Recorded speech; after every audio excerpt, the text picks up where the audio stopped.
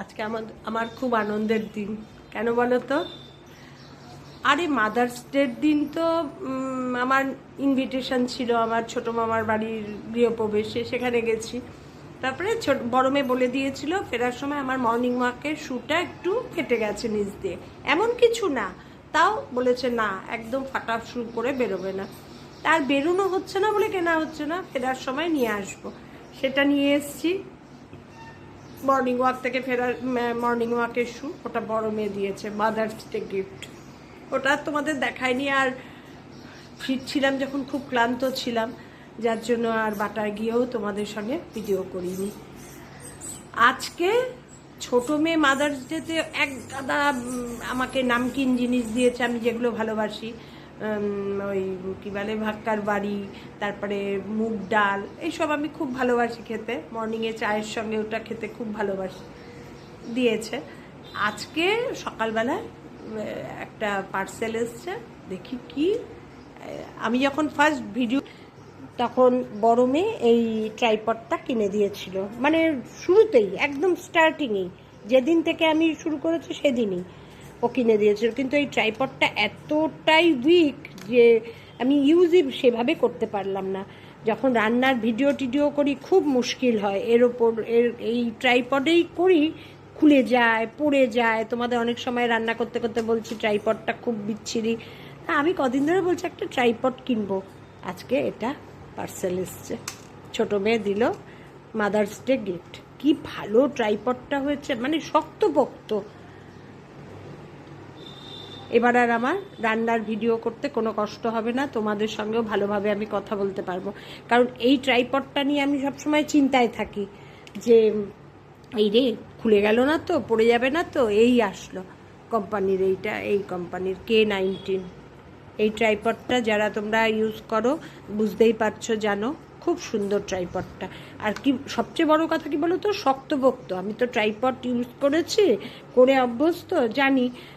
মানে এটা একদম, মেয়ে কিনলো তখন একদম কিছু জানি না, এসব সম্বন্ধে আইডিয়া নেই, একদম নতুন করছি। আর এটা ছোট মেয়ে এবার বললো এটা মাদার্স ডে গিফট তোমার, দেখিয়ে এটা দিল। আর আমি তো মোটামুটি ট্রাইপড ইউজ করতে জানি, আমাকে একটু তাও ফাংশনগুলো বুঝিয়ে দিল, আর বললো এটা তোমার মাদার্স ডে গিফট। বড় মেয়ে দিল জুতো, আর ছোট মেয়ে দিল ট্রাইপড। দেখছে আবার রান্নাঘরে খুব অসুবিধা হয় মাঝে মাঝে, ওরে বাবারে এই পড়ে গেল, এরকম করি শুনতে পায়। মানে আমি আর কিছু ভাবতে পারি না, ভাবার আগেই আমার সব চলে আসে, দুই মেয়ের কল্যাণে। তাই তোমাদের সঙ্গে শেয়ার করলাম আমার মাদার্স ডে গিফট। তারপরে আবৃত্তি ক্লাস থেকে আমার যা যা লেখা দেয়, যেদিন ক্লাস করে আসি নতুন একটা কিছু থাকলে দিয়ে দেয়, আমার সঙ্গে সঙ্গে লিখতে হয়, সেটাও লিখছিলাম। সেটা নতুন ট্রাইপডে সেট করেই তোমাদের সঙ্গে ভিডিও করেছি, তখনই মাত্র এসছে, তখনই ওটা সেট করছি।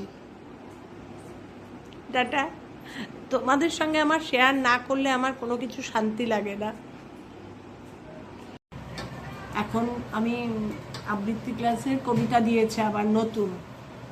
কালকে আমাদের মানে রবীন্দ্র জয়ন্তী পালন করার পর বাড়ি আসার পরেই দেখি শম্পা ম্যাম আবার নতুন কবিতা দিয়ে দিয়েছে, কাজী নজরুল ইসলামের কালবৈশাখী। ওটাই লিখতে বসেছি, তাই তোমাদের সঙ্গে একটু শেয়ার করলাম, মনে পড়লো। কাব্যগ্রন্থ হচ্ছে সন্ধ্যা কাব্যগ্রন্থের কালবৈশাখী। মানে নেক্সট উইকের জন্য আমাদের এরকমভাবে কবিতা দিয়ে দেয় আগে, যে তোমরা এই কপিতে নোট করে মোবাইলে দিয়ে দেয়, ওটা আমরা দেখে কপিতে নোট করে নিই। এবার যদি পারি আমরা কিছুটা মুখস্থ করে যাই, না হলে ক্লাসে বলার টেকনিক, মুখস্থ করতে হবে কিভাবে, সব বলে দেয়। এই আমি তাই ভাবলাম তোমাদের সঙ্গে একটু শেয়ার করি। ঠিক আছে, আমার মাদার্স ডের গিফট দেখো, মর্নিং ওয়াকের শ্যু। এই একই শ্যুই ছিল, ওটা পিঙ্ক কালারের ছিল, ওপরটা কটন, পাম শ্যু যেটাকে বলে, কভার শ্যু। ওটা এতটা কভার ছিল না, খুব ভালো হয়েছে। আমি বাটার জুতো ছাড়া পরি না, কারণ কি বলতো একদম পায়ে ফোসকা টোসকার ব্যাপার নেই। কোনো কিছু যদি এটা একটা কিনবো তার আগেই হয়ে যায়। এই ভেবেছি মর্নিং ওয়াকের শ্যুটা একদিন ধুতে গিয়ে দেখছি, পরে বুঝতে পারিনি। আর পিঙ্ক কালার যেহেতু ছিল, হালকা রং, মাঝে মাঝে পরিষ্কার করতে হতো, মাসে একবার করে হলেও ব্রাশ দিয়ে ভালো করে ধুতাম ডিটারজেন্ট দিয়ে। কি বলবো, মেয়েদের ভালোবাসায় পুরো অভিভূত। এখন মর্নিং ওয়াকে বেরোচ্ছি।